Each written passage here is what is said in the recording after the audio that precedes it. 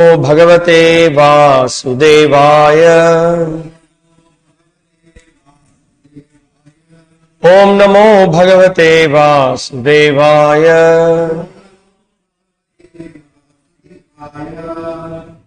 नमो ओम विष्णुपादाय कृष्णप्रेष्ठाय भूतले श्रीमते भक्ति स्वामिनिति नामिने। नमो ओम विष्णुपादाय कृष्णप्रेष्ठाय भूतले श्रीमते भक्तिवेदांत स्वामिनिति नामिने। नमस्ते सारस्वते देवे गौरवाणी प्रचारिणे निर्विशेष शून्यवादी पाश्चात्य देशतारिणे। जय श्री कृष्ण चैतन्य प्रभु नित्यानंद श्री अद्वैत गदाधर श्रीवासादि गौर भक्त वृंद। हरे कृष्ण कृष्ण कृष्ण हरे हरे, हरे Ram Ram Ram Hare Hare. So welcome back. We are continuing to study the Bhagavad Gita as it is. So today we will begin the chapter 15, which is called as the Purushottama Yoga, the Yoga of the Supreme Person. So far we have seen Karma Yoga, Jnana Yoga, Sankhya Yoga, Dhyana Yoga. Now we are going to discuss yet another important chapter called the Purushottama Yoga. The ultimate purpose of Vedic knowledge is to detach oneself from the entanglement of the material world and to understand Lord Krishna as the Supreme Personality of Godhead. One who understands Krishna's supreme identity surrenders unto him and engages in his devotional service. Now, this chapter we'll be discussing about the Ashwatha tree, the banyan tree, which is representing the perverted reflection of the spiritual world. And the main topic of the discussion that Krishna is trying to emphasize here is how we are all bound in the material world and how we have to detach ourselves from this material world. It's a very important topic. In fact, one of the important principles of the followers of Lord Sri Chaitanya Mahaprabhu is determined by two things. Sarvabhaum Bhattacharya very nicely glorifies him. So it is said that Vairagya Vidya Nija Bhakti Yoga. So two things are there, Vairagya and Vidya. So Bhakti is accompanied by Vairagya and Vidya. Without proper knowledge and without renunciation, the bhakti that we will perform will not be proper, because it will become mixed and it will become sentimental. We will not be able to express our real emotions to Krishna, which will be mixed by so many other obstacles which will appear like devotion, but it is an obstacle. So that's an important knowledge. Krishna has already spoken about this. Now he is very much emphasizing in this chapter about how one should detach himself. Now let's see what's the link from the previous chapter. After the discussion of the importance of Bhakti Yoga, one may question, what about the Vedas? It is explained in this chapter that the purpose of the Vedic study is to understand Krishna. Now, see, so much discussion has happened about the Bhakti.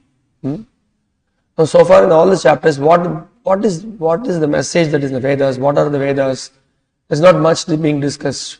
So here, keeping in mind, this question is being asked, what about the Vedas? What about the Vedic study? Krishna is discussing about that in this chapter as well. It is explained in this chapter that the purpose of the Vedic study is to understand Krishna. Therefore, one who is in Krishna consciousness, who is engaged in devotional service, already knows the Vedas. After discussing the modes, Krishna describes the whole material world by using banyan tree analogy. The process of breaking attachment to the material world is discussed in the beginning of this chapter.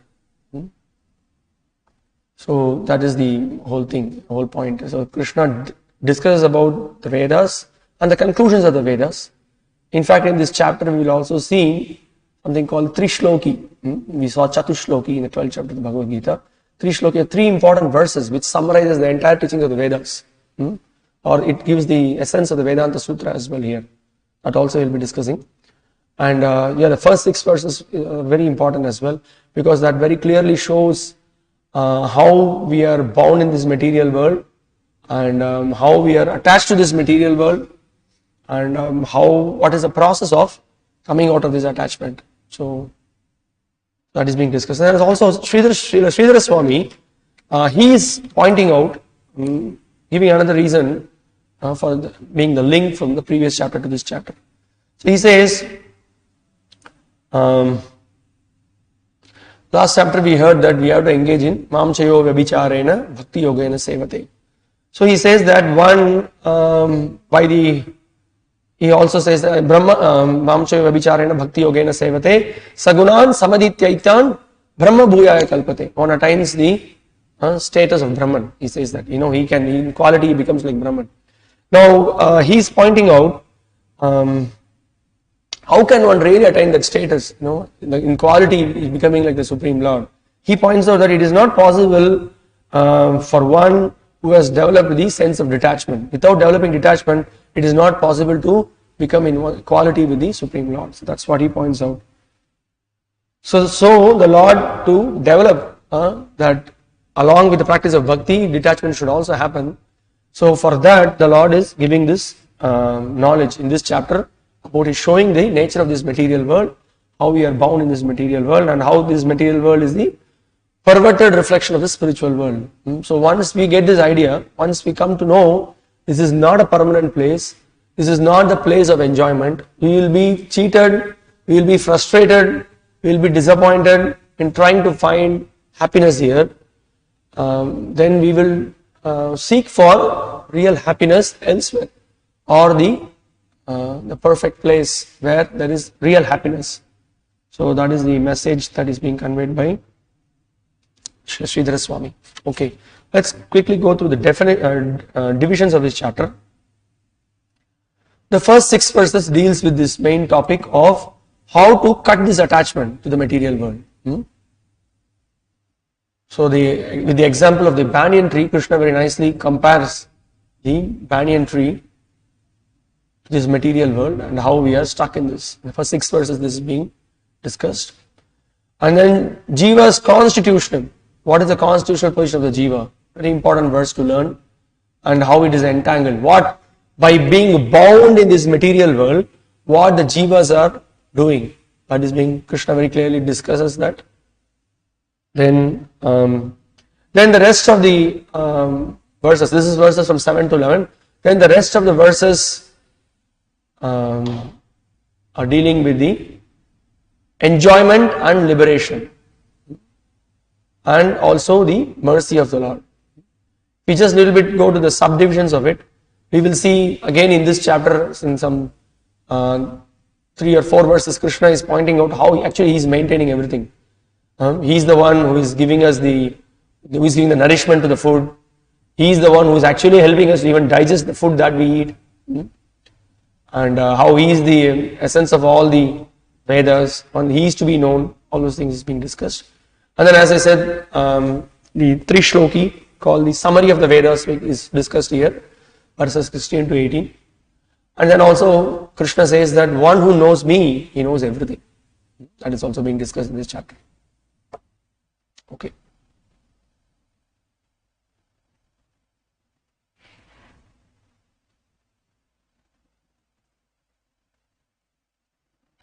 So here, Srila Vishnu Chakravarti Thakur, in his commentary, he is raising a point. The question may be asked, how does a person attain impersonal Brahman by Bhakti Yoga rendered to the Lord who possesses a human form? True, I am human in form, but I am the base of Brahman, supreme shelter of Brahman. This statement, which functions as a sutra, forms the beginning of the chapter 15. You said that the devotee surpassing the gunas, sagunan samadhityaita, attains the status of Brahman. What is the material world made of the gunas? From where did it begin? Who is that Jiva? Who surpasses samsara by devotion to you? You also spoke of the Jiva being qualified for Brahman. Brahma bhuyaya kalpate. What is that Brahman? So all those things are being discussed in this chapter. All those questions.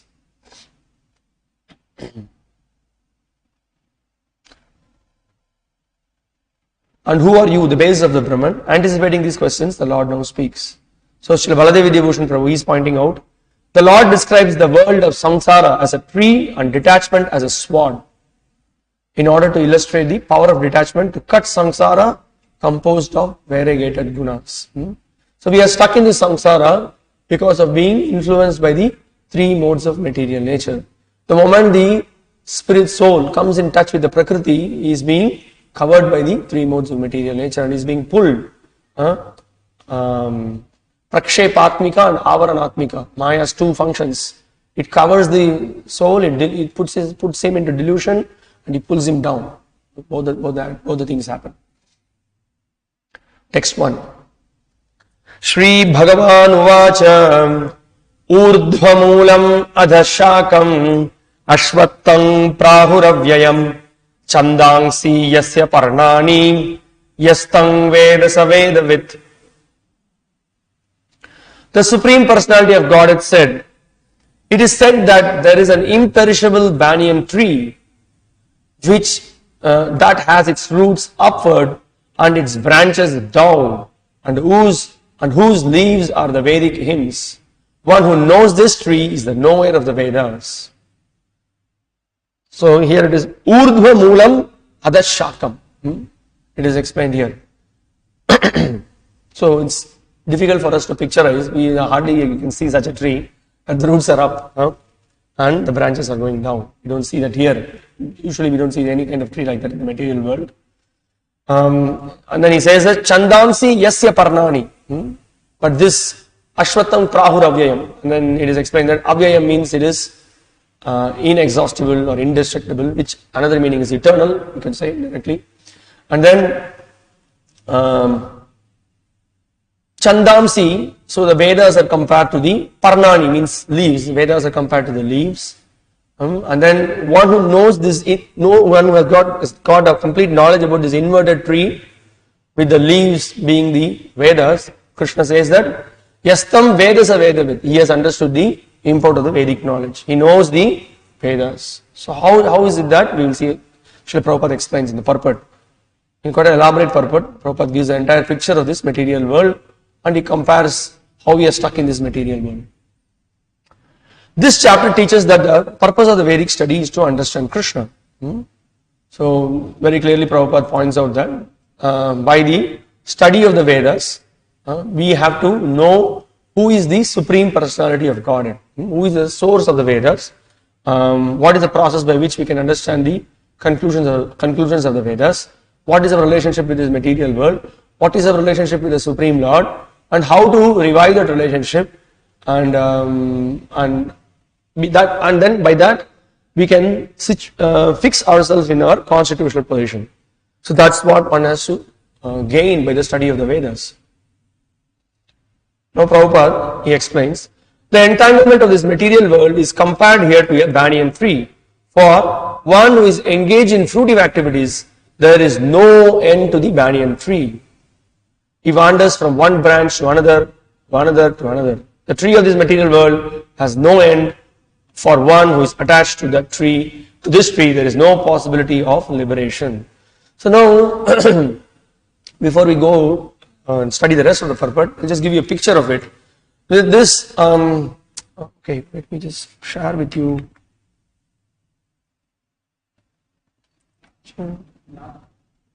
Oh, it's there. Okay, thank you.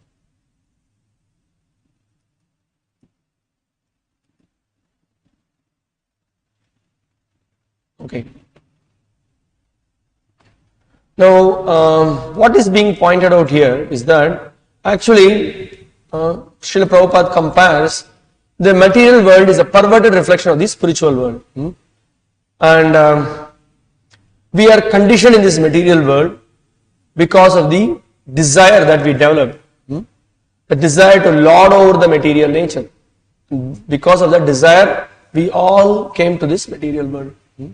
And here in this verse, the comparison is being made to the, you can see this tree is an inverted tree, wherein the root of the tree is the abode of Brahmaloka.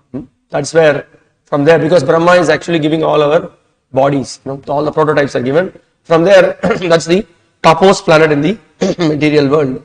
And then from there, and then you can see here, there are so many leaves, and then there are branches, sub-branches, which is going down, and you cannot measure how far, the length and breadth of this banyan tree. Very difficult. We cannot perceive it also. So that is what is being compared. So as we go through the purport, we will take a look at the picture as well. So this is the idea. So this is the comparison Krishna is giving. It's a very nice comparison he's giving, so that we are stuck in this material world, being because of illusion. We do not know what is our real origin, what is our real place, where do we belong to. Because we are unaware of this, we are trying to enjoy this material world and we are struggling here. So Srila Prabhupada in the purport is pointing out these trees. Okay, he said that, Prabhupada in the previous verse, he says, he wanders from one branch to another. So what is this wandering from one branch to another? Like a monkey is jumping. What are you doing? Brahmanda Brahmite Kaun Bhagyavan Jiva. Brahmanda, this is a big Brahmanda. What we are doing?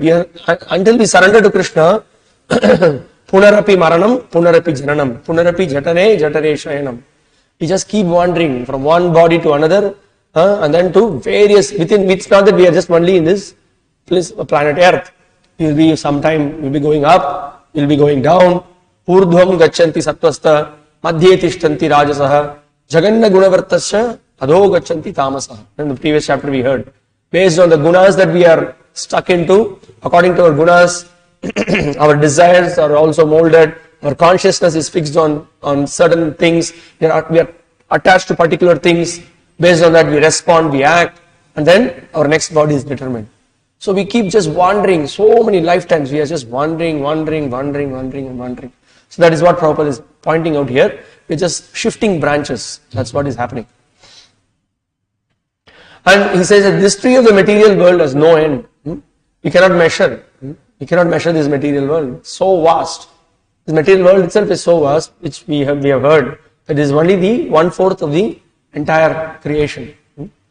So Tripada Vibhuti, spiritual world is compared to 3/4 of the creation, and this material world is only 1/4, which in itself is we cannot perceive it. How do we perceive the spiritual world? We cannot. Okay.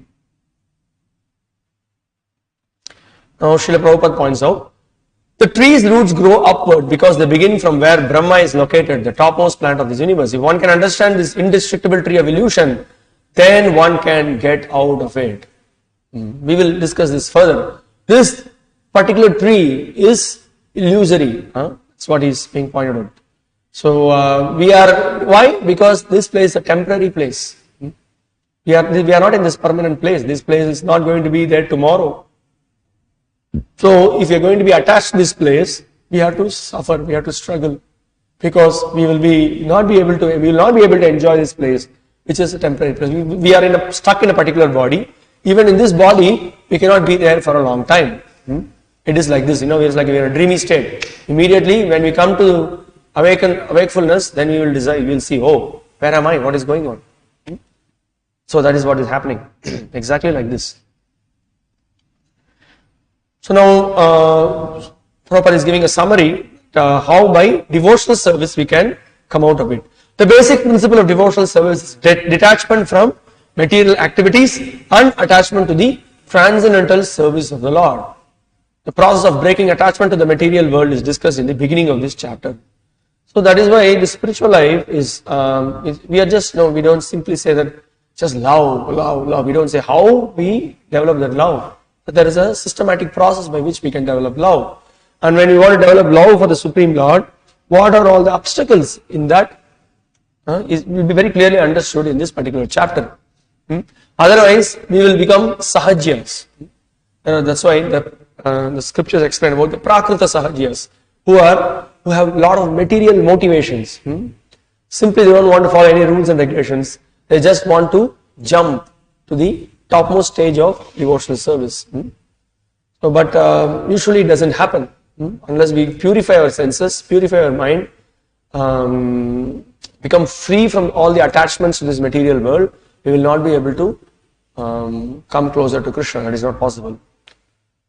But the process of devotional service is so powerful and potent, it can cut our attachments. So that's why we have in the Bhagavatam and in so many places we hear what is the power of the devotional service. It naturally, by engaging in devotional service, naturally a person develops two essential qualities which are subsidiaries to the practice of devotion. That is Vairagya and Vidya. Vasudeve Bhagavati Bhakti Yoga Prayojitah Janayatyashu Vairagyam Jnanam Chayad Hayatukam. When one is engaged in unalloyed devotional service, the result of the unalloyed devotional service is that you develop detachment, and then you develop also proper knowledge about who we are, who is the Lord, what is this material world, what is our connection to this material world, what is the process that we need to follow to detach ourselves from this material world and develop attachment to Krishna, and ultimately developing pure love for Krishna. So the process of Sambandha, Abhidheya and Prayojana is very clearly known. One gets this knowledge simply by engaging in devotional service. That's why how many times we hear, before Kirtanam, Shravanam comes into place. Because Shravanam is the heart of the Kirtanam. Then we will be able to glorify the Lord very nicely. With great eagerness, great enthusiasm. And not for a short period of time.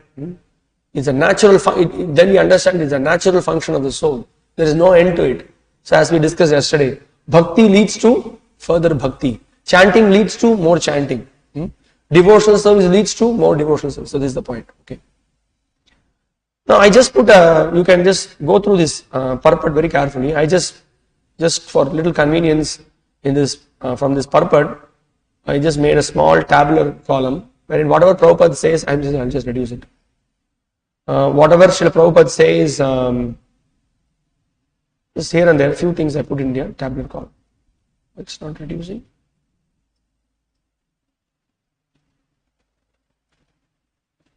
Okay. Suddenly became very slow.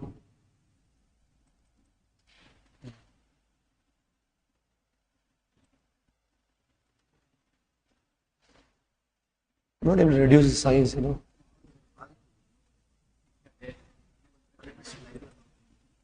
It's too much. Yes. Okay.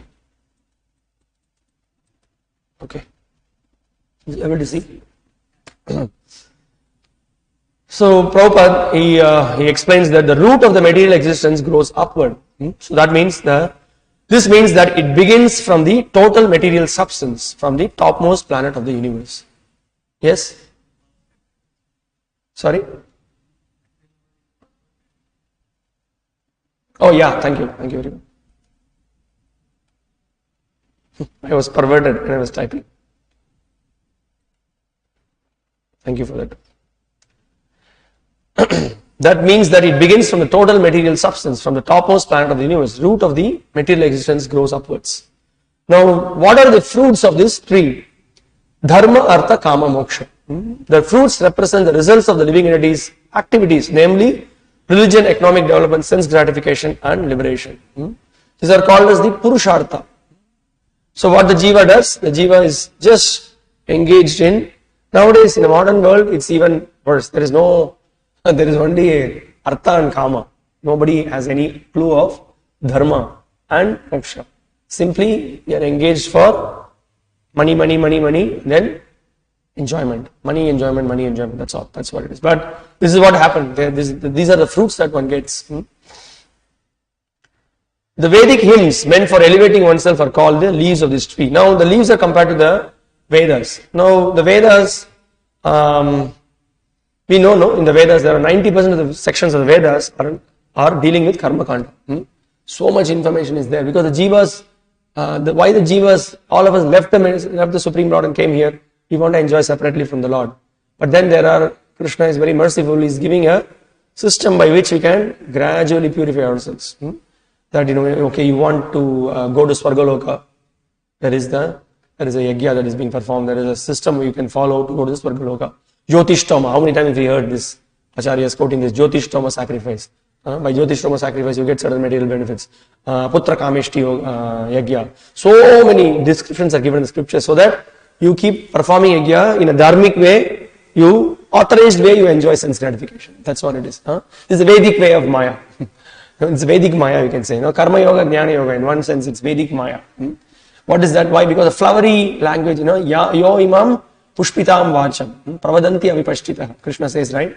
The person is attracted by the flowery words of the Vedas. But actually, this material world is not meant for our enjoyment. This material world is meant for for the conditioned souls to correct themselves, purify themselves.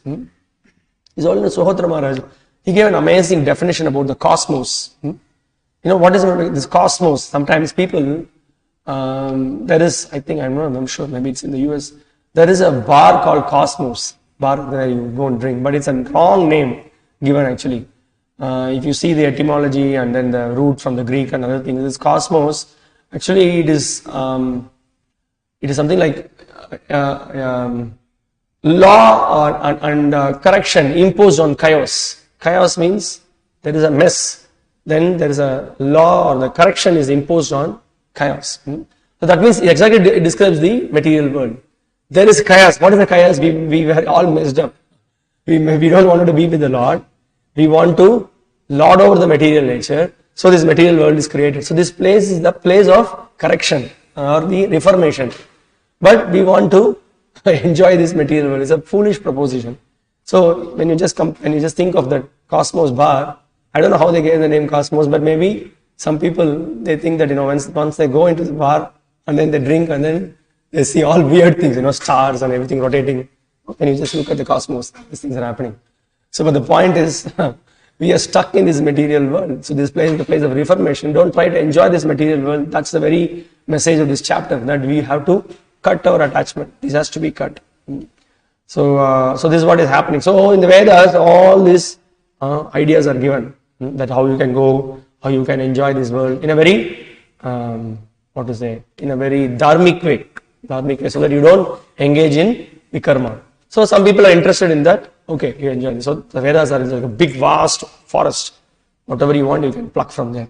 So the leaves. And then the branches. From there, the whole universe is expanded with so many branches representing the various planetary systems, upper and lower. Bhur, Bhuva, Swaha, Janaha, Tapaha.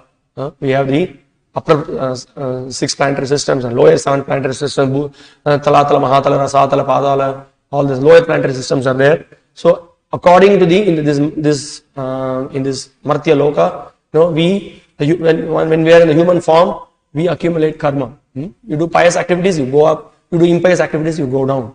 And that not only with respect to the planetary systems, but also with respect to the different bodies we are stuck in. So that is what the other branches, subsidiary branches are representing. Then further, you can see, I'll just show you the picture. It is explained about the sense objects and the senses. Twigs are compared to the sense objects and senses are compared to the tips of the branches. See here, it's a good BBT picture which shows that. You can see here in this picture. The Vedic hymns are compared to the leaves, and then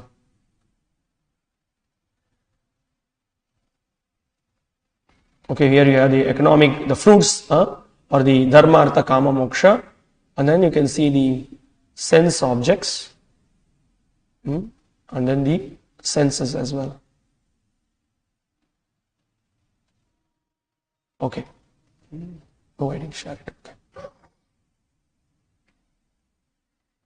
And then you can also see at the top there is a liberation. After dharma, artha, kama, moksha, there are processes for liberation also. Very, very rarely somebody goes to that section and then tried for liberation.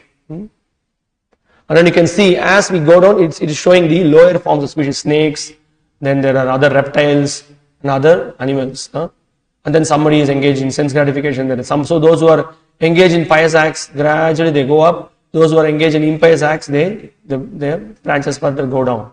So this is being pointed out. Okay. Coming back to the purport.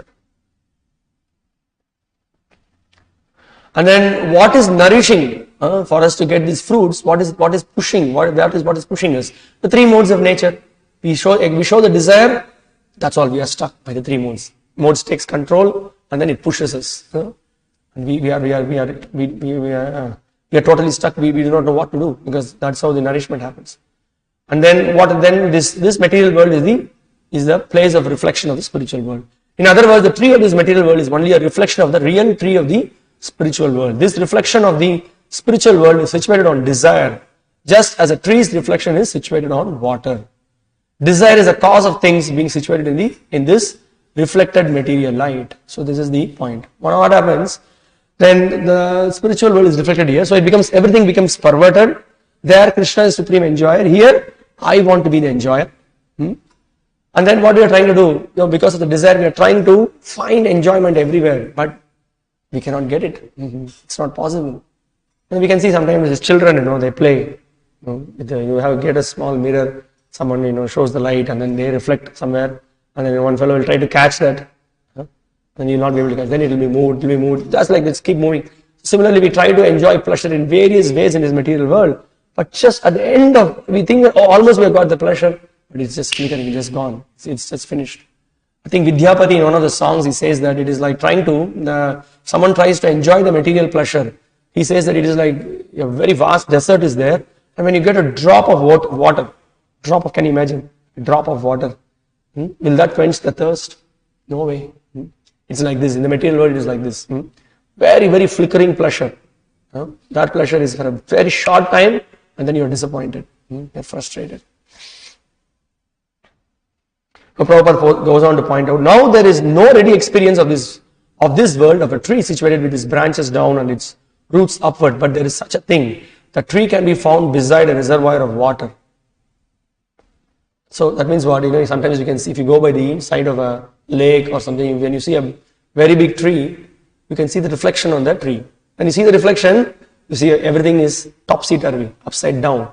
And then you may see the real mango, the tree on the other side, but if you see the reflection, and nice mango, you try to catch it, you're drowned. That's what happened to us. So we are being drowned in this material world again and again, trying to enjoy the fruits of the fruits that the material world is offering, which is actually hallucination. So Prabhupada points out further, we can see that the trees on the bank reflect upon the water with their branches down and roots up. One who wants to get out of this material existence must know this tree thoroughly through analytical study. Then he can cut off his relationship with it. Now for a person who is intelligent, he will not jump and then try to catch the fruit reflection. So somehow or other we should know that this material world is a temporary place. Now for someone who is very thoughtful, he comes to know by contemplation. He's seeing this material world, observation, seeing the nature of this material world, janma mrityu jara vyadi, dukkha doshana darshanam. But how many of us have such a kind of a darshanam? One person who had such a darshan was Buddha Dev. Buddha, he saw there is suffering in this material world. There is, actually, if you see his story, they locked him up. His father was very smart. The astrologer told him, never send him out of the palace. If he goes out, he will see the nature. He will see everything. He will come to know the nature of this material world, and then he will just take sannyas and then he will go. So his father was trying to protect him as much as possible. But by the will of the providence, one day he had to go out, and then he saw some people, some person was old, someone was sick, and then he saw about death, and then he said, what is this? What is going on? And then he just took the spirit of renunciation, he walked away. So he understood the nature of this material world. And then others, how others can come to know about the nature of this material world. So one is by self-introspection, and in any case, self-introspection is required, no doubt about that. So for someone the enlightenment happens, but in general, otherwise how it can happen? How? Yes, by hearing. By hearing we can come to know. We hear from the bona fide source. Guru sadhu shastra vakya chittate koryaikya. We hear from the scriptures, we hear from the Bhagavad Gita, we hear from the Bhagavatam, we hear from a self-realized soul. So that is the very important service of a sadhu. Sadhu means he comes and then cuts our attachments. He shows this is not the place of enjoyment. He is a real sadhu. He speaks very strongly because he knows that this attachment is very bewildering. It puts us into illusion. It puts us into sleep. We sleep in the witch of Maya. What Bhaktivinoda Thakur sings, Jeev jago, Gora Chandra bole, Kota nidra, javo Maya, Pisha chire kole. He says that enough of you having slept in this material world. You are sleeping in the lap of Maya. Wake up. So the Supreme Lord and his pure devotees, they come and then wake us up. Shows us the nature of this material world. He says, you don't belong to this place, you belong to me. You don't dance here, you will suffer here. Come and dance with me, the Lord is calling. Okay. Now, this is amazing part of the purport. Prabhupada, he is presenting that when we say that this material world is a perverted reflection of the spiritual world, he just defeats the whole conception of these Mayavadis, their misconceptions, how they wrongly explain that there is no variegatedness, everything is one, there is no variety. Now see what Prabhupada is offering here. The impersonalists take Brahman to be the root of the material tree, and from the root, according to Sankhya philosophy, comes Prakriti, Purusha, and then the three gunas, then the five gross elements, which we discussed in the previous chapter. Now he says, if Brahman is the center of all the manifestations, then this material world is the manifestation of the center by 180 degrees. And the other 180 degrees constitute the spiritual world. Just we saw the picture. See? This, you can see here, by 180 degrees, spiritual world is there, by 180 degrees there is also material world. Now here what Srila Prabhupada is pointing out,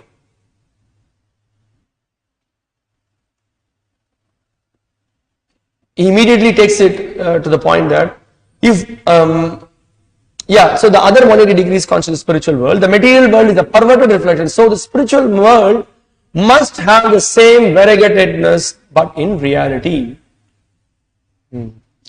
So here we see people are varieties of people, we are seeing species, different species we are seeing the mountains, we are seeing the rivers, we are seeing the sun and the moon, so much of variety we see here. And the description is that it is a perverted reflection. So there should be the reflection is happening means there should be a real substance somewhere else. That substance should contain all the varieties. So how do you say there is no variety? Some of the frustrated impersonalists, their conception is that because they see how they twist it, they see that there is suffering, struggling, relationships, everything is so difficult. So that place should be the perfect place where there should be nothing. There should be nothing. They take it completely the opposite way. They take it. But here it's simply Prabhupada using a simple logic and then is saying that all the varieties are there. So it should be natural to see varieties there. So how do you deny those varieties? That's the point here being made. So complete defeat of the Mayavada ideas. So again he's also explaining further. Therefore both Prakriti and Purusha must be there. In the spiritual world, however, Prakriti is the Supreme Lord's internal energy and the Purusha is the Supreme Lord himself. Maybe I'll just address that point since this point came. So we say actually this is the fact that the Lord is the Purusha and everyone else is Prakriti. So specifically we don't say that he is a male soul or female soul. Everyone else is female. He is the only Purusha and everyone else is Prakriti. So there is Para Prakriti and Apara Prakriti. The Jada Tattva and the Jivas, who is again coming under the marginal potency. So now this is the point. So that's why we don't differentiate it as male and female. Actually everyone is female. But now we are in the conditioned state where the material world, we are playing certain roles. So someone is in the male body, someone is in the female body, and we act accordingly. Are you getting the point? That's the point. There is nothing like this particular soul is a male soul. You will always our constitutional position is to always give enjoyment to the Supreme Lord. So that is the whole point. If you have questions further, we will discuss at the end of the class. But this is the principle to be understood. Okay. Now Prabhupada further explains the point that another important point is conveying here. Purushaha sapara partha bhaktyat ananyaya shakya. In this verse, Krishna is explaining in the 8th chapter 22nd verse. But that place is the supreme abode. That is, Prabhupada is pointing out about the difference between the spiritual world and the material world, with a very important factor that place never get destroyed, even after the annihilation that happens in this material world. But that place is permanent. This place is temporary. A reflection is temporary, for it is sometimes seen and sometimes not seen. But the origin from whence the reflection is reflected is eternal. So now this is the message of this Ashwatha tree. That for someone who knows about the nature of this Ashwatha tree, then he knows that it's a perverted reflection, it is a temporary place. One who has understood this, what he will do? He will not try to enjoy this material world. He will be sober enough and try to leave this material world, go back to his eternal abode. So this is what it means to say that one who knows this Ashwatha tree, he knows the Vedas. See, Prabhupada's explanation in the purport makes it very clear.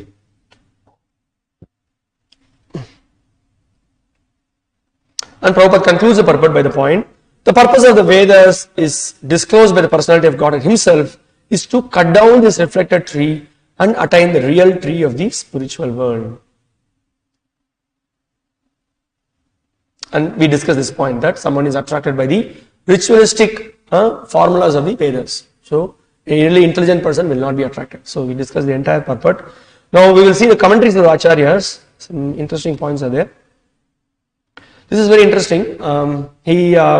Srila Vishwanath Chakravarti Thakur is pointing out this Ashwatha tree is the best tree because it lets one fulfill one's goals of Artha, Dharma, Kama and Moksha. But according to the viewpoint of the Bhakti, Ashwa means that which will not last till tomorrow. Shwaha means tomorrow. Very nice, huh? Ashwaha means not tomorrow. Don't wait for tomorrow. This world will not be there. So he says Ashwatha therefore means that which is bound to perish. For the non-devotees, however, it appears to be indestructible. Actually, another point is saying. For a non-devotees, this is my place. This is the place of enjoyment. So what everyone is doing, they are offering prayers to the Lord. Some of them. Because among the pious categories also, oh my dear Lord, please help me so that I can be in this world. Why you are giving me back pain? Why I don't have sufficient bank balance? Why there is poverty? Why there is difficulty? You please fix this place so that this place can be a place of enjoyment permanently. But the very nature of this material world is not permanent enjoyment. Are you getting the point?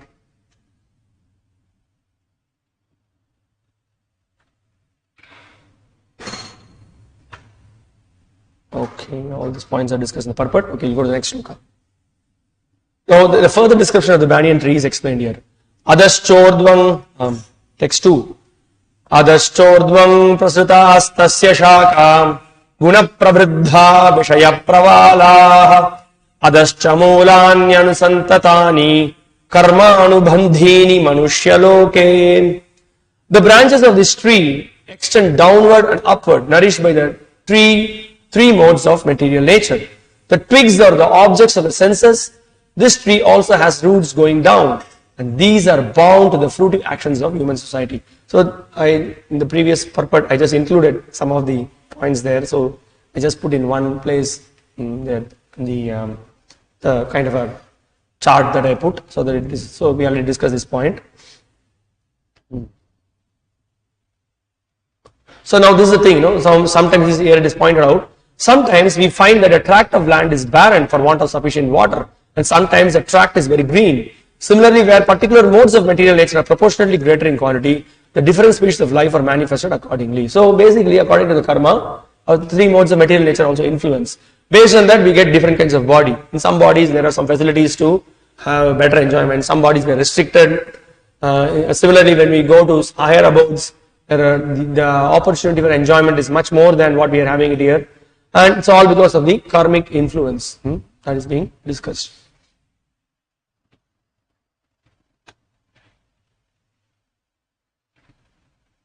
So basically with the senses, we are trying to enjoy the sense objects. That is being pointed out here. With the, what is happening? This is a cycle. With the senses, we try to enjoy the sense objects. And then when we try to enjoy the sense objects, there are two outcomes. What are the two outcomes? Apparently there is some kind of a happiness or suffering. And then that is putting us into further entanglement. And then this vicious cycle, it just goes on and on and on. As till we surrender to Krishna, we just keep swapping the branches. So that's why it is so foolish, people having to come to the material world, and then when we offer prayer to the Lord to help us to have a comfortable situation in this material world, it is foolishness. We are asking for something which is place of, it's an impermanent, temporary place. We are asking for a permanent solution. The permanent solution the Lord has somewhere else. That is His abode. He is ready to take us there. But when we offer such kind of prayers, it is foolishness on our side.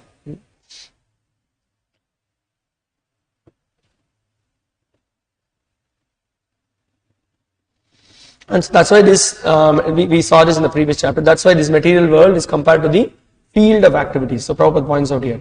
The real root is from Brahmaloka, and the other roots are in the human planetary systems. After one enjoys the results of virtuous activities in the upper planetary systems, he comes down to this earth and renews his karma or fruitive activities for promotion. What Krishna says in the 9th chapter. What's that? Mind is not working. that Shine Punye Martila, how is the verse? Traigunya? No. Traividya mam soma papu tapapa yajne rishtva swargating prartayante te punyam asadya surendra lokam ashnanti divyan divideva bohan. So this is what is happening. Traividyam. So you just study those portions of the Vedas and then try to please Indra and then try to go to the Swargaloka. As long as your pious credits are there, you are there. And then what happens? Shine punye martya lokam vishanti. Once your pious credits are over, you are kicked out. The bank balance is over, you are out of there. And you come back to the material world. This is one important thing we need to understand. When we are in this material world, specifically in the human form of body, in this human form of body, this is the karma bhumi. You either by pious activities you go up, or by impious activities you go down. All the other places there is nothing you can do. You are just reaping the effect of the karma. So you are just going through the natural cycle. Here only you have a choice to purify your existence and then completely get out of the material world.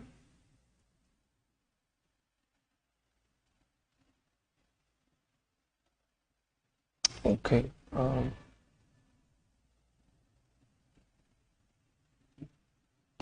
Okay, all these points are covered in the purport. Let's go to the next verse, text 3 and 4. Na rupamasyeha tatopalabhyate nanto na chadir na cha sampratishta ashvattamenam suvirudhamulam asanga shastrena dridhena chitva tatah padam tat parimargitavyam yasmin gatana nivartanti bhuyah tameva chadyam purusham prapadyem yatah pravrittif prasrita purani. The real form of this tree cannot be perceived in this world. No one can understand where it ends, where it begins, or where its foundation is. But with determination, one must cut down this strongly rooted tree with the weapon of detachment. Thereafter, one must seek that place from which, having gone, one never returns, and there surrender to that Supreme Personality of Godhead from whom everything began and from whom everything has extended since time immemorial.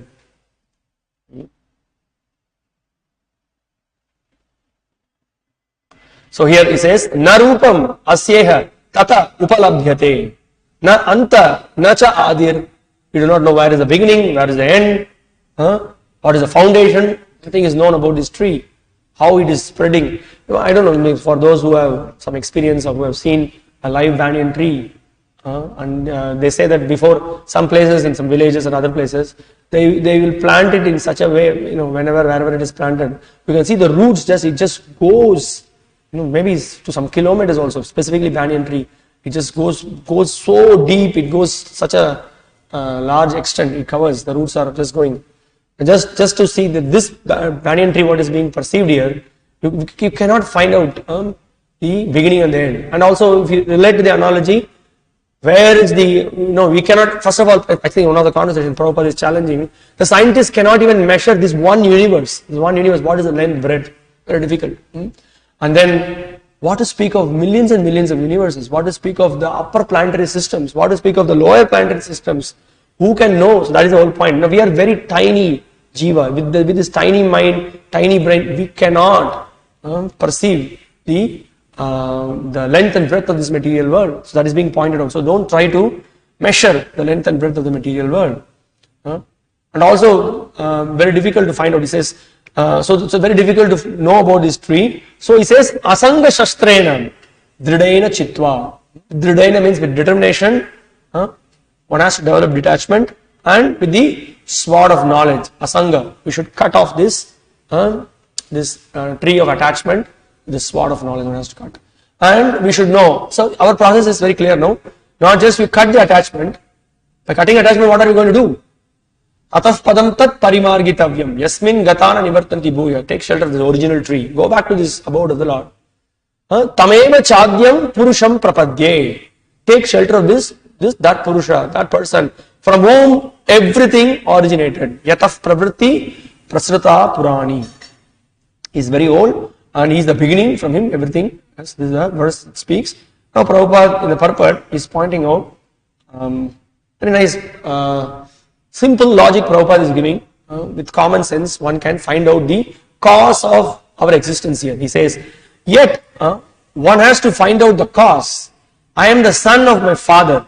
My father is the son of such and such a person, etc. By searching in this way, one comes to Brahma, who is generated by the Garbhodaka Sai Vishnu. Finally, in this way, one reaches the Supreme Personality of Godhead. That is the end of research work. One has to search out the origin of this tree, Supreme Personality of Godhead, through the association of persons who are in knowledge of that Supreme Personality of Godhead. Now you see, science means it should allow us to search. It should really search for the conclusion, the real truth. But where the science is not at all doing this. They say that science means everything is very reasonable, everything is very analytical. They will find out the cause of everything. Where they have found out the cause? Whenever it comes to subject matters which is not within their knowledge levels, within their purview, they park it. They park it on the side. We will see it later. They say, or they say that they use some jargons, some knowledge filters, and then they say that this is not within the purview. We can see within the scientific community, specifically, there are some scientists who really want to know the truth, like our Sadaputa Prabhu and Dhruta Karma Prabhu. They have published so many books. They have published a book called Human Devolution. There is a book also called, what's the famous book? Forbidden Archaeology, where they are presenting several facts which are where the traces of the information are in the roots of the Vedas, where there is a clear explanation given about the higher planetary systems, the living entities in the higher planetary systems, and then there are certain how the civilization existed even millions of years back. So much of information is given. When these things are presented in the scientific community, some of them outright they don't want to discuss it, they want to reject it. We can see those, and also those who are scientists who are little thought-provoking, who really want to find out the truth. When they really went on researching or something, either their jobs were, they were just sent out of the jobs, or they were not encouraged to come up with their findings. So like that, So, but the real science should, finally, by their scientific endeavor, should point out to the root of everything, which is the Supreme Personality of Godhead.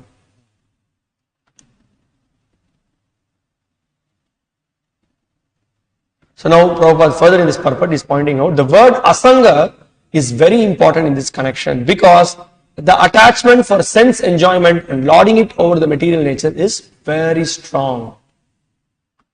Srila Prabhupada, he points out that even after we come to practice devotional service. We all know how much we are all attached. Little bit we scratch, we know how much we are attached to. Yeah, we are aware of it. We are having material desires. It's not that just because we have just now put kantimala and putting tilak and we are taking saffron dress or whatever maybe one is, not that he's completely free from all attachments. Every one of us know we are attached to so many things. We are attached to our nation, we are attached to our job, we are attached to our certain food habits, we are attached to our relatives, we are attached to certain objects that we use. Attached to some of us are attached to our caste. So many. If we just make a list, it's a never-ending story. And we should identify that we are attached. And we will know when somebody points out these things. When we are attached, immediately we get angry also. What are you pointing out? You can see, that's the last chapter we discussed. Immediately a person more he advances, he knows, all these things are happening because of the effect of the gunas. Actually, I am not part of any of these things. I belong to Krishna. I belong to the spiritual world.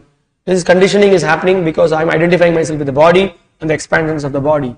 So one takes to devotional service very strongly and offers his prayers to the Lord. My dear Lord, please help me to remove this attachment. We can see the prayers offered by all great devotees. Prahlad Maharaj, one of the very advanced devotee, what is the prayer he is offering? He offers, what he says, from the core of my heart, remove material desires. Anybody remembers that prayer? Very nice prayer. It's not coming to my mind. It's a very famous prayer. Anyway, he's offering that. If Varam Swam Varadar Shaba. He says, my dear Lord, you are the giver of all the benediction. So, if at all you want to offer me any benediction, from the core of my heart, remove all the material desires. Varam stvam varadarshava. Kamanam vridya samroham bhavatastu vrunevaram. He says, this is what he says. My dear Lord, if at all you want to give me a benediction, you please from the core of my heart remove the material desires, he says. Then again a very powerful prayer. Kunti Maharani, she is saying that Sneha Pasham imam chindi dridang pandishu vrishnishu, he says. She says that, I don't want to be attached to any of my relatives based on the bodily conception. Yes, we are attached to the devotees, but why all this kind of prayers are being offered? Because that's the very nature of this material. It bewilders us. It makes us forget our real object of devotion, Krishna, the Supreme Personality of Godhead. And that is why also we just at the beginning we discussed how and Chaitanya Mahaprabhu's followers are known by for their vairagya. And also we can see there is a verse which also explains in Chaitanya Charitamrita. It says that what it says, Vairagya Pradhan, Gaura Bhagavan. It says that the followers of Chaitanya Mahaprabhu they do follow very seriously the principles of Vairagya. And then also, if you remember, as we were progressing in the chapters of the Bhagavad Gita, when Krishna is advising, when Arjuna said that very difficult for me to control the mind, Krishna is introducing the topic of Vairagya. Asamshayam Mahabaho Manodurnigraham Chalam. What he says? Abhyasena tu kaunteya Vairagyena chakruhyate. So Vairagya is again being discussed. But one good news is that we have a very clear direction. We don't separately endeavor this Vairagya. How do we do it? Along with the practice of devotional service. The power of devotional service helps us to detach ourselves. So we all know, we all had so many different habits. Some of us are very much addicted to newspapers, watching something on the internet, or drinking coffee, drinking tea. Some people, one of our relatives, he asked one of my brother was also practicing Krishna consciousness for some time. He asked, how you people gave up drinking coffee? This is very bewildering. And then we think about it, what is this giving up coffee? There are so many different kinds of attachments. But still, for someone, right in the morning, it's called as the first degree filter coffee. The day begins with the coffee, otherwise headache, severe headache, nothing, brain doesn't work. So someone is saying, how I'm going to give up the coffee? It's so difficult. Or simply chant Hare Krishna, everything is possible. You'll be able to give up everything. See, whatever is not favorable for Krishna consciousness, Krishna from within is giving us the strength. We can gradually overcome all these attachments.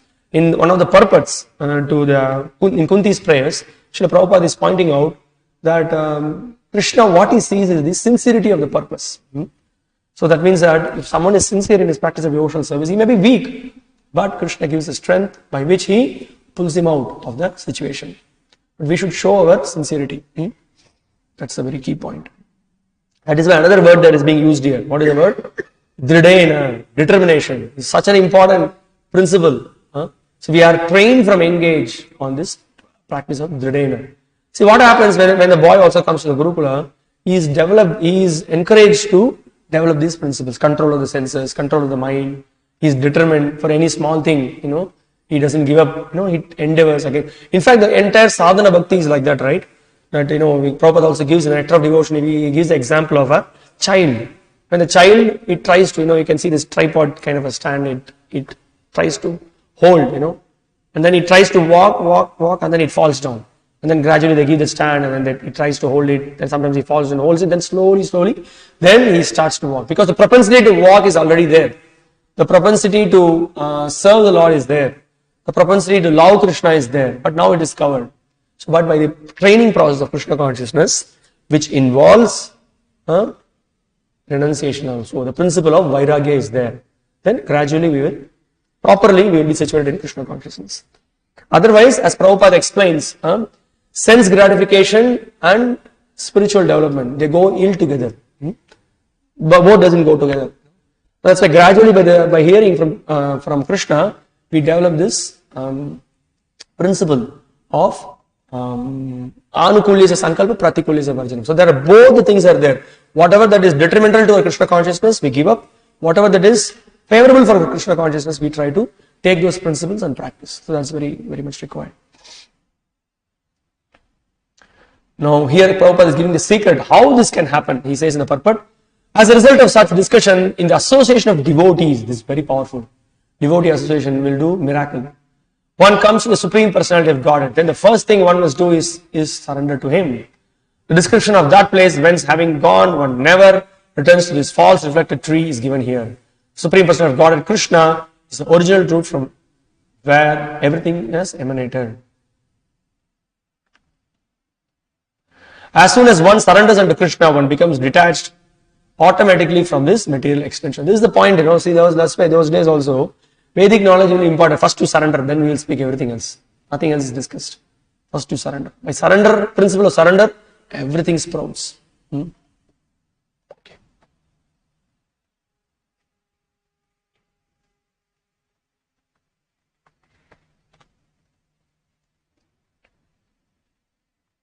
Now this is again another interesting discussion. Srila Vishwanath Chakravarti Thakur in his commentary is pointing out. He is saying, moreover, the real form of the tree cannot be perceived in the world of men. This is because of the great variety of opinions. You see, so many philosophers are there. One fellow is saying, I am the God. Another fellow is saying that everything is this cosmic consciousness. And then he says, you are God, I am God. So many, some demigods are the Supreme Lord. And then there are the social service is God, love is God. How many philosophies? No, it's confusing. It's completely confusing. He says here that this is because of the great variety of opinions, such as the real world, the world is real, the world is false. Somebody says this world is real. Another fellow says this world is false. So many different opinions are there. The world is eternal. One cannot understand its end, na antaha, and because it seems unlimited, one cannot understand its beginning as well. So this is the point. So we don't hear from the persons who is conditioned, we hear from the bona fide source. So he says that because of so many different opinions, you also cannot find, you also do not know what is the real nature of this material world, what is the real nature of the spiritual world. That is why Mahajano Ena Gatasa Pantaha. That is an important principle.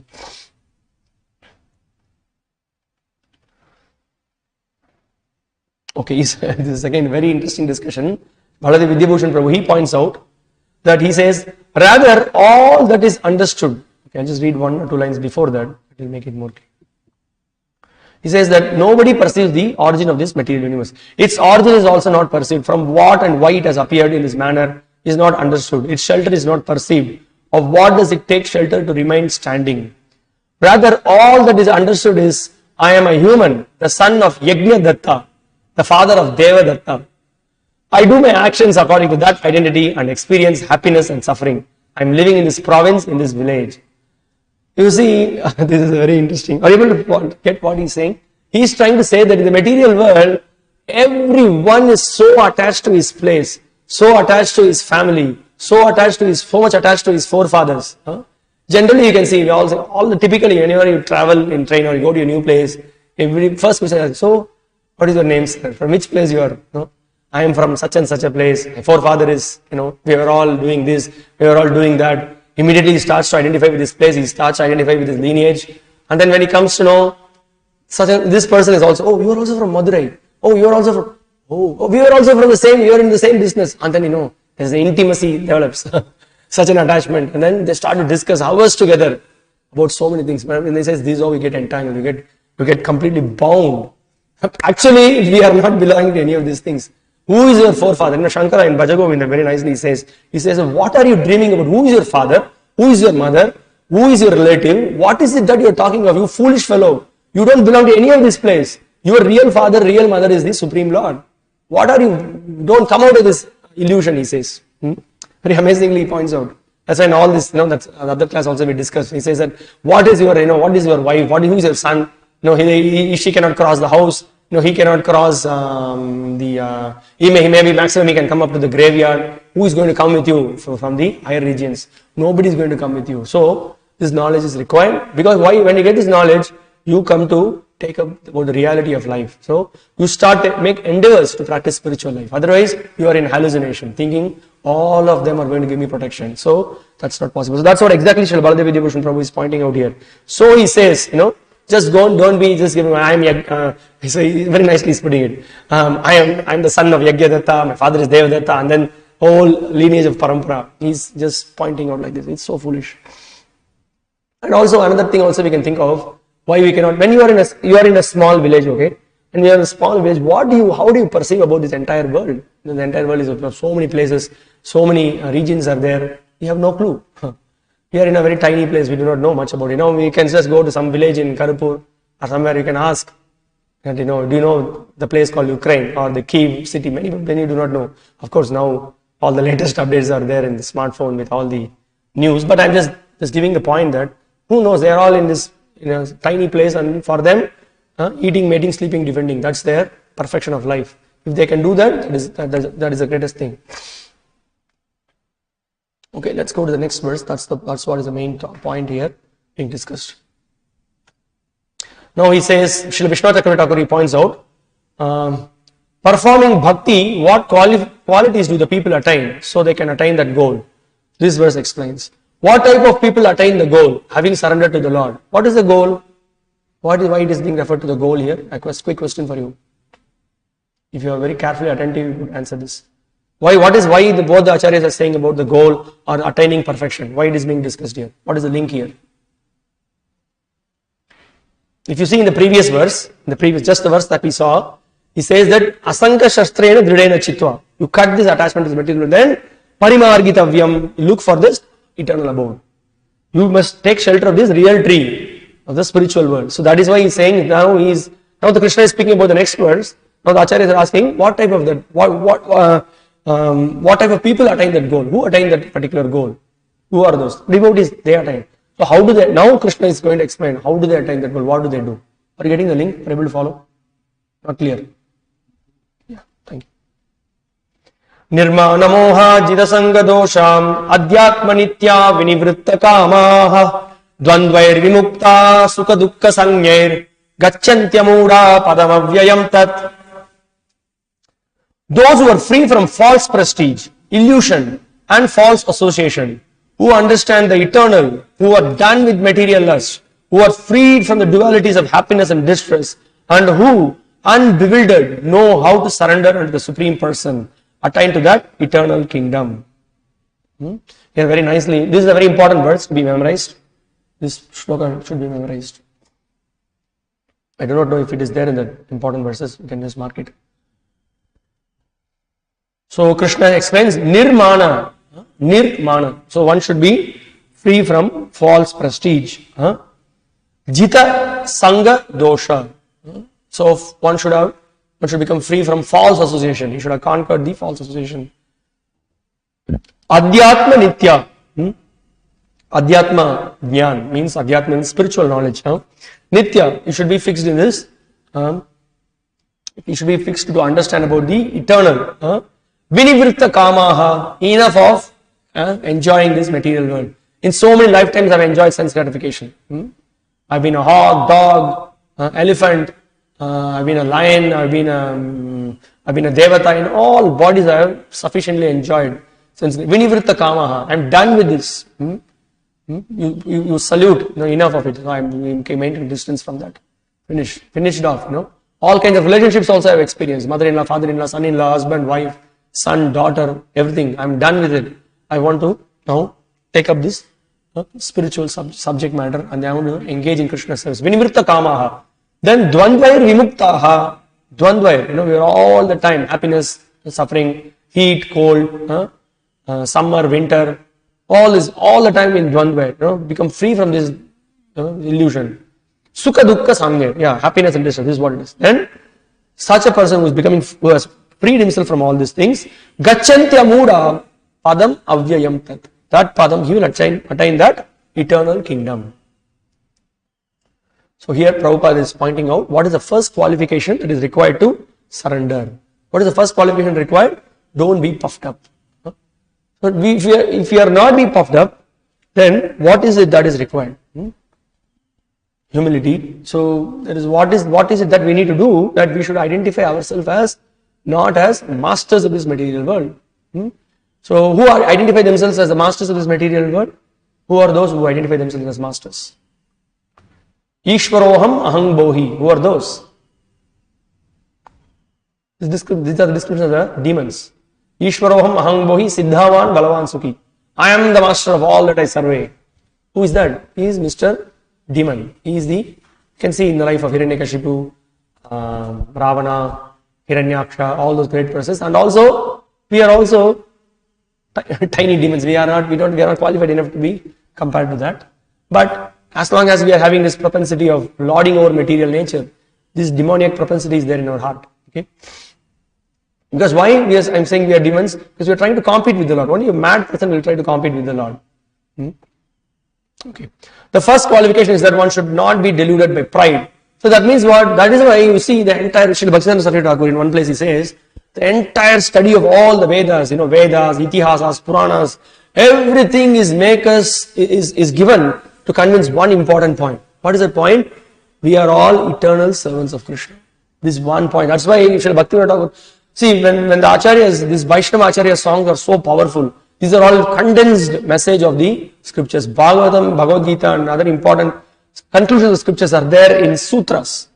In the song, everything is there. So when he sings, what he says? Jeev Krishna Das, E Bishwas, Korle Toyar Dukona, he says that. So you understand you are Krishna Das, then you are free from all the miseries. Because no more identification with this false banyan tree. Your identification is only as eternal servant of Krishna. Then no more problems. All the problems are solved just by knowing it. And then you start to act on the platform, you are in bliss. Otherwise, what happens?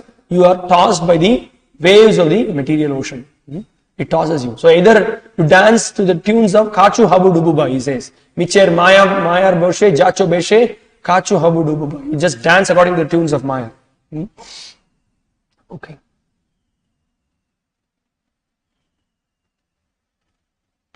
So here he says that, so you cultivate the real knowledge and then you identify yourself as the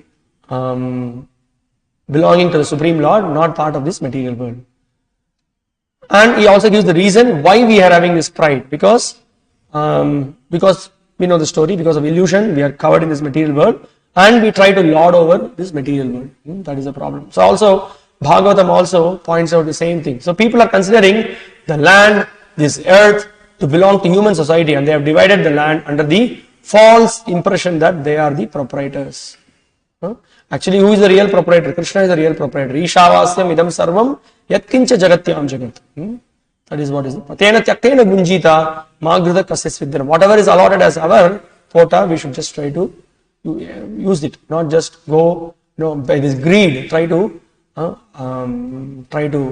accumulate everything. That's the cause of our fall down. And Prabhupada says, so now he also discusses about the Sangha, Asat Sangha that we are. When one is freed from such a false notion, he becomes free from all the false associations caused by familial, social and national affections. So that means what a devotee, how he does, he is not that he completely cuts himself off from everyone. He may be in the center of all this activity, but he does it as a matter of duty. In a very dharmic way he does it, but he knows his main business is with Krishna and Krishna's devotees. So he centers his life accordingly. He deals very nicely, very responsibly, he acts as a husband or as a wife or as whatever roles he plays. He does it and then he always finds the connection with Krishna. So he always keeps that in mind. And he is also aloof from the faulty associations. He doesn't just be part of all these social programs. He doesn't give their heart there. He gives his heart is with devotees and Krishna. So now Prabhupada concludes the purport. By knowledge one can come out of the duality and surrender to the Supreme. So this knowledge is very much required. That's why by this transcendent knowledge one can come out of this conditioning. Okay. Now having explained about that who are those persons, how one can transcend this. So we can systematically see in this last verse, this we should come out of the illusion, we should come out of the false attachment, and then we should come out of the lust. Lust is also covering us. Or once you come out of this, then what is it that is offering? What one will attain by that? That question is asked by Vishnu Chakravarti Thakur. What are the qualities of that object which is attained? What is that he will attain? So here is explained about that. Padam avyayam tad. What is that padam? It is described here. Na tad bhasayate suryo, na sashanko, na pavakah, yad gatva na nivartante, tadhama paramang mama. That supreme abode of mine is not illumined by the sun or moon. nor by fire or electricity. Those who reach it never return to this material world. Assurance is given. No more coming back here. Tadhama yadgatvan nivartante tadhama paramamama. There is no need of sunlight. There is no need of moon. That place is self-illuminated. So now, when you hear this description of the Supreme Abode, naturally we should be inspired. There is no power shutdown. Don't have to worry. It is 24 hours, 365 days, the place is illuminated. The spiritual world, the abode of the Supreme Personality of Godhead, Krishna, which is known as Krishna Loka, Goloka Vrindavana is described here. In the spiritual sky, there is no need of sunshine, moonshine, fire or electricity, because all the planets are self-luminous. That is again an amazing feature of the spiritual world. We have only one planet in this universe, the sun, which is self-luminous, but all planets in the spiritual sky are self-luminous. What an information. For further information about the spiritual world, we get to know from other scriptures. That is why you can see the subject matter of Bhagavad Gita and Bhagavad. It is far superior that in terms of knowledge, in terms of realization by the devotees. You don't find this information in any other scriptures. So you have to come to these scriptures to understand further about the nature of the spiritual world, the nature of the Supreme Lord, how does it look like. Everything is there. Prabhupada says, he says, why you want to do this? Here is, we are showing, here is Krishna, Supreme Personality of Godhead. We will give you the address, we will give you the landmark, we will give you the position, everything we will give you. So just accept it and follow. So here, all those things are given. Here Prabhupada is pointing out that here, actually the effulgence emanating from the planet of Krishna or Goloka Vrindavana, part of that shining effulgence is covered by the Mahat Tattva, the material world. Now if you have seen the Goloka chart, here you can see that the entire spiritual abode, from the spiritual abode, all the effulgence is coming out. That is this Brahman effulgence. So that effulgence, that when there is a creation that is happening, Mahat Tattva is covering a part of it. You see there is a cloud that is there on the eastern side. So there, that is that's 1/4 portion of this entire creation. That is this material world. Only there sunlight is required. Otherwise there is no need of a sunlight. Prabhupada further explains, as long as the living entity is in the dark material world, he is in conditional life. But as soon as he reaches the spiritual sky by cutting through the false, perverted tree of this material world, he becomes liberated. Then there is no chance of his coming back here. Now, very interesting Prabhupada writes here. He says, see here, one should be captivated by this information. He should desire to transfer himself to that eternal world and extricate himself from this false reflection of reality. So that's the thing. When he says, Chintamani prakara sadma sukalpa vriksha, laksha vriteshu surabhir abhipalayantam, Lakshmi sahasra satasambrama sevyamanam govindam adipurusham tamahang bhajami. Chintamani prakara sadmashu, that supreme abode, is actually studded with Chintamani stones.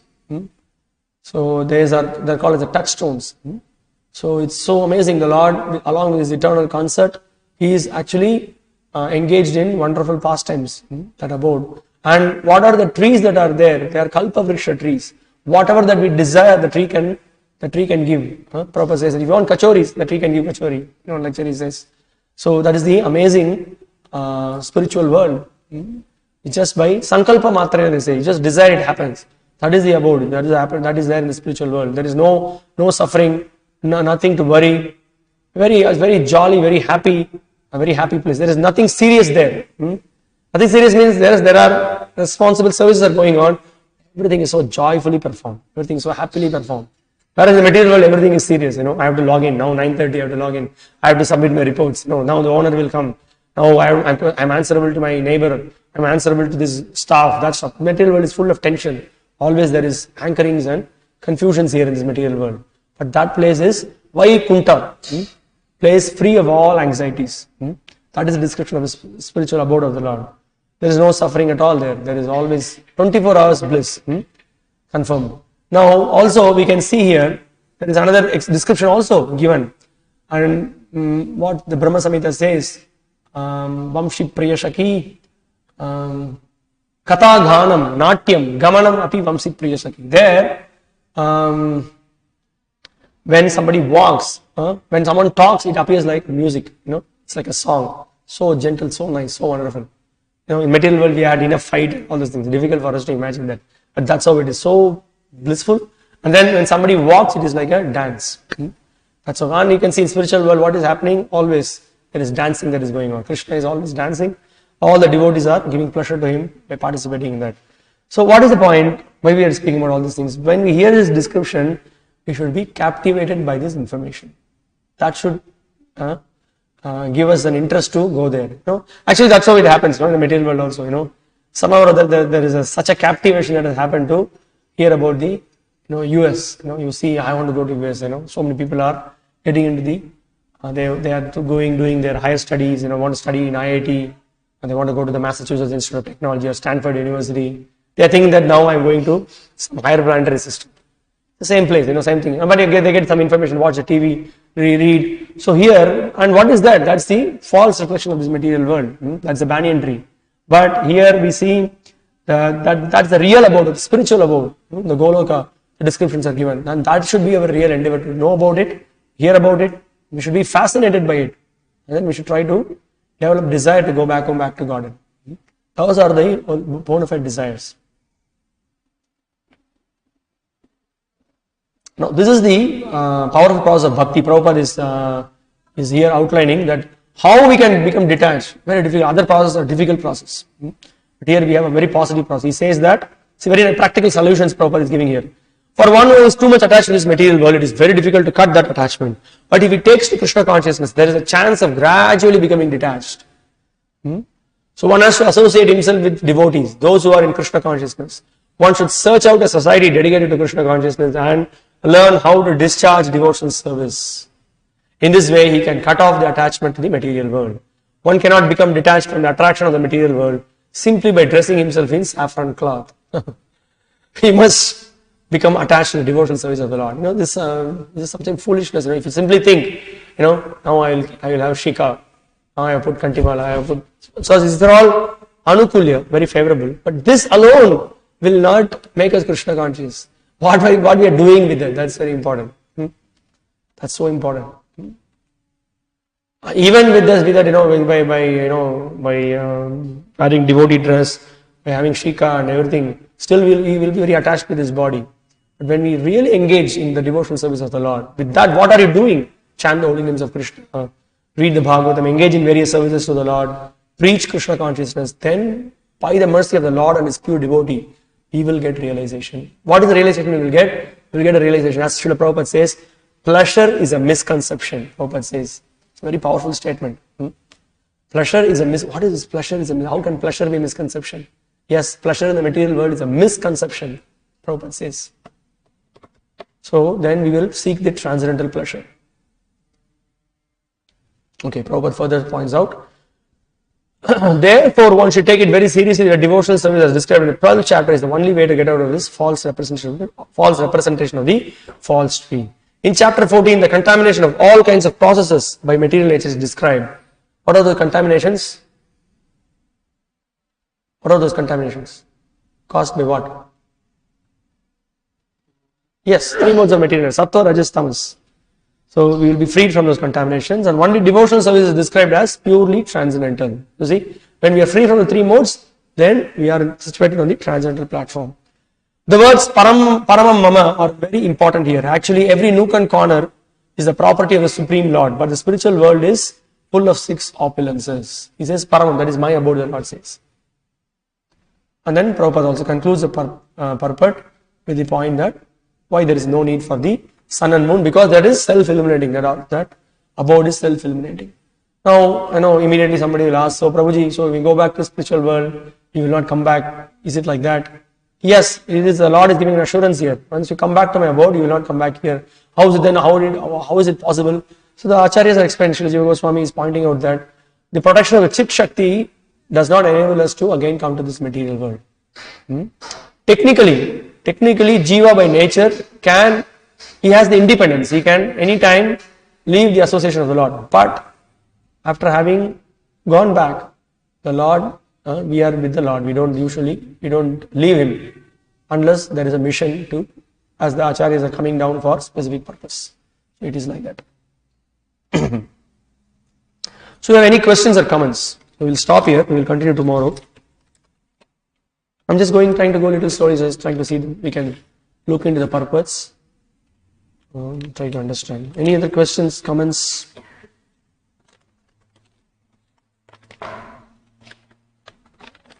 Yeah, yes, Prabhu. Now can you ask the question? What is it? So this is the point. Okay, I'll just brief you, then you can ask the question. The point is that the jiva, we don't call the jivas as male or female. The proper identification is jiva is prakriti. There is Purusha, Supreme Lord is Purusha and we are Prakriti. We are also, we may say Purusha, but he is Uttama Purusha. But general classification is that he is the enjoyer, we are the enjoyed. So this is the understanding.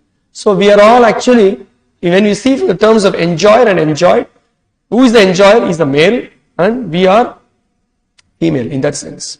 We are female. We are being enjoyed by the Lord. So we don't identify as male and female, but as I said, we are in this material world, we are conditioned. So, according to Varna and Ashrama and Dharma, there are certain responsibilities. We are now conditioned in the male body, someone is conditioned in the female body. Accordingly, we identify and we act accordingly. Not that we become sahajyas, And then so that's the point. Now, what's your question? We saw yesterday. Yes. Mountain of gold. Yes. So, it has the exact same part and parcel of that particle. Okay. So what you have in mountain. Okay. So he is the Purusha, then why we are not the Purusha? Is that the question? Yes. Okay. That's a point. Simple point. That's a very simple point to be understood. That is what is the difference between God and the Jiva. Okay. The question is, we heard the example that there is a mountain of gold and there is a some jewel which contains in less quantity the gold. But this is what is the difference between the Supreme Lord and the Jiva. The Lord is complete in himself and he is full. In quantity, we can never match him. In fact, Sripad Madhvacharya, he explains that even in quality, we cannot match him. In quality, we cannot match him. But similarities are there. So that means that he has likes, we also have likes. The Lord likes to enjoy, we also like to enjoy. But his enjoyment, his way of presenting, his way of acting you cannot compare it with anything. So, when the Lord has got when the Lord is full, this is there the Jiva differs from the Lord. We cannot be full like him. If we are full like him, then we are also God. It is God, there is only one person, there is only one absolute truth. So, it is not possible for us to be equal in terms of quantity. The definition of God is like that. Here, everything in. Yes. But why we have only.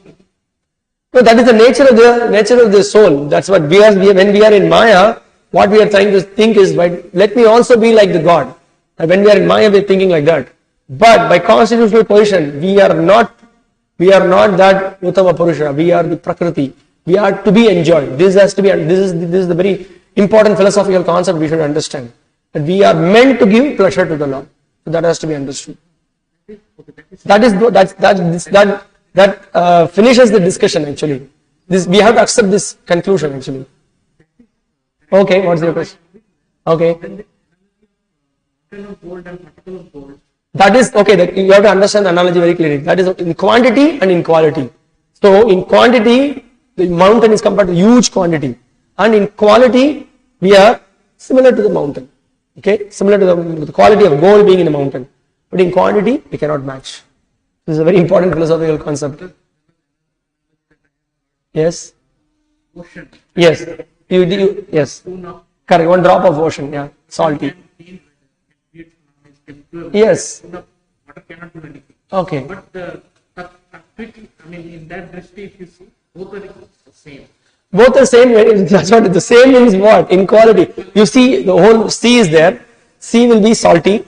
Same, a drop of water you take from the sea, that is also salty. That has to be understood. So the acharyas are giving this example for us to understand that there is similarity in terms of quality, but in terms of quantity, we are completely different. Yes, tell. So since we have Purusha, Prakriti, everything in here. Yes. But even in practical, that Purusha should be there. Yes. Yeah. Okay. The Purusha Bhava. Okay, I got your question. The Purusha Bhava is there. The Purusha Bhava is there. That what is the point is that yes, we do try to lord over. That's why when you are in the body of a male, Always the general tendency is that of lording over is there. But then, we can see in the material world, the whole problem happens when there is a clash between the husband and the wife, because both of them want to be Purushas. You understand? So, what is it that we need to understand? The essential teaching of the scriptures, we need to give up this Purusha Bhava, we have to become subservient to the Supreme Lord. This is the point of the entire scriptures. That as long as we are going to have this Ishvara Bhava, lording over tendency, we are going to remain in this material world. We have to give up this lording over tendency. And why we have developed this lording over tendency, that's an unfortunate situation. When we were there with the Lord, we did not have that. When we came to this material world, when we want to enjoy from the Lord, enjoy independently of the Lord, that's the moment we are in this material. That's the whole point. Okay? Thank you very much.